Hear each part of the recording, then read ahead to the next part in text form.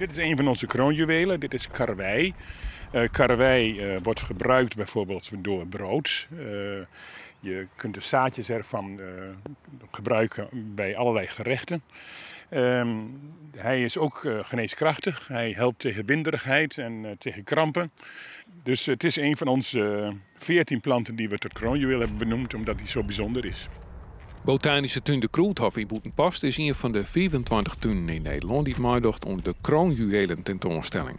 De plantenexpositie wordt georganiseerd in het rand van het Ier van de Botanische tuin.